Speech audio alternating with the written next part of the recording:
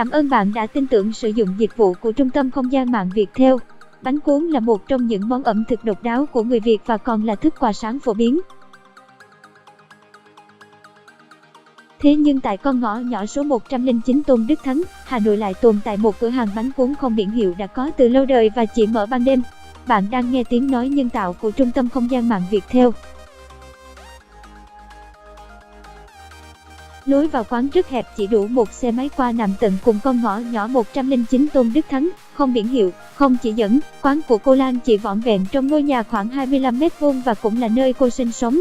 Giọng đọc được phát hành bởi Trung tâm Không gian mạng Viettel. Lối đi vào quán hơn 1 mét còn không đủ cho 2 chiếc xe máy tránh nhau, thoạt nhìn đã thấy khó khăn trong việc dựng xe để vào ăn quán. Dịch vụ tổng hợp tiếng nói được cung cấp bởi Trung tâm Không gian mạng Viettel. Khi bước vào có thể thấy quán khá đơn sơ, chỉ vỏn vẹn 3 chiếc bàn sắt và chục cái ghế con. Cảm ơn bạn đã tin tưởng sử dụng dịch vụ của Trung tâm Không gian mạng Viettel. Bạn đang nghe tiếng nói nhân tạo, phát thanh từ Trung tâm Không gian mạng Viettel. Ban đêm bán hàng nhưng hàng ngày nơi đây cũng là chỗ sinh hoạt của cô. Điều đặc biệt của quán chính là chỉ mở bán vào ban đêm từ 9 giờ đến 4 giờ sáng sau khi đã vắng khách. Quán khá nhỏ và đơn sơ, chỉ đủ kê 3 chiếc bàn bánh cuốn cô Lan. Thứ bánh cuốn được tráng bằng loại gạo ngon, từng miếng bánh trắng mỏng cuộn thịt băm, không nấm hương hay mộc nhĩ như những nơi khác, một mặt đơn giản mà bóng bẩy và mềm mượt, thơm vị hành phi, đi kèm thêm đĩa chả. Tiếng nói từ Trung tâm Không gian mạng Viettel. Khách ăn đến đâu cô cuốn đến đấy, nên đặc biệt là bánh nóng hổi, rất hợp với đồ ăn khuya, vừa dễ ăn lại không quá nặng bụng. Bản quyền của Trung tâm Không gian mạng Viettel. Dịch vụ tổng hợp tiếng nói được phát triển bởi Trung tâm Không gian mạng Viettel. Nước chấm được đựng trong những chiếc cặp lồng con, không pha chế cầu kỳ mà để khách hàng tự gia giảm, pha vào những chiếc bát con, thêm giấm, tỏi, ớt hoặc quất, tùy khẩu vị.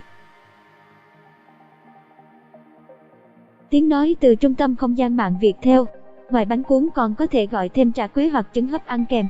Một đĩa bánh cuốn khá đầy đặn, đơn giản mà vẫn hấp dẫn. Căn bếp cũ nơi cô ngồi tráng bánh cuốn cho khách, khi vừa bước đến đã thấy ngay căn bếp cũ được kê gọn trong khoảnh sân chưa đầy 3-4 m², trông không lấy gì làm sạch sẽ lắm, khiến thực khách đến lần đầu khá e ngại.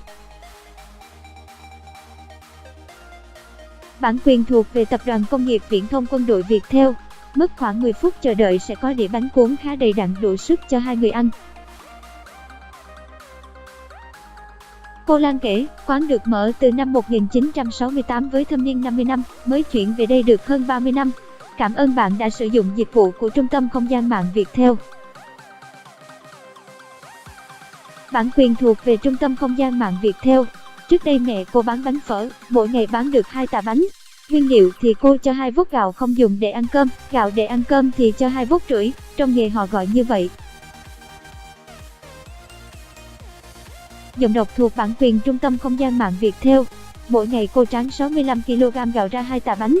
Sau này cô bán bánh cuốn, hồi đầu đã có lúc khách đông gấp 10 lần bây giờ, nhưng vì sức hút giữa bao nhiêu của ngon vật lạ và nền kinh tế suy thoái đã khiến bánh cuốn của cô không còn đắt khách như xưa. Vậy nhưng quán của cô không tên tuổi, không biển hiệu mà chỉ qua truyền tai nhau vẫn khiến con ngõ nhỏ ban đêm tấp nập người ra vào. Cũng bởi vì con ngõ nhỏ nên cô phải mở hàng ban đêm, nếu ban ngày sẽ không có chỗ cho khách để xe. Bản quyền thuộc về Trung tâm Không gian mạng Viettel. Cô tâm sự hàng xóm ở đây cũng rất ủng hộ cô, họ không phàn nàn về việc cô mở quán trong con ngõ chật hẹp và đông đúc này, nên vì thế cô cũng không gặp quá nhiều khó khăn khi bán hàng. Tiếng nói từ Trung tâm Không gian mạng, Tập đoàn Công nghiệp Viễn thông Quân đội Viettel. Giọng đọc được nghiên cứu và phát triển bởi các kỹ sư Trung tâm Không gian mạng Viettel. Cạnh phòng cô còn có thêm căn nhà cũng bé xinh, cô sống ở đây cùng các em và các cháu khoảng hơn 10 người trong gia đình.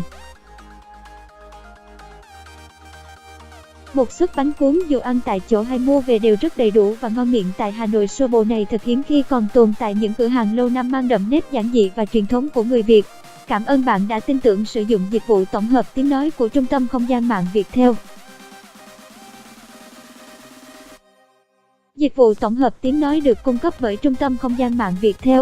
Nếu các bạn có một lần đi ngang qua con phố ấy, hãy thử vào để thưởng thức những chiếc bánh cuốn tròn trịa, mềm mướt, vị ngọt của bột gạo, củ nhân, vị bùi thơm của hành phi, hương vị đậm đà nhưng thanh tao,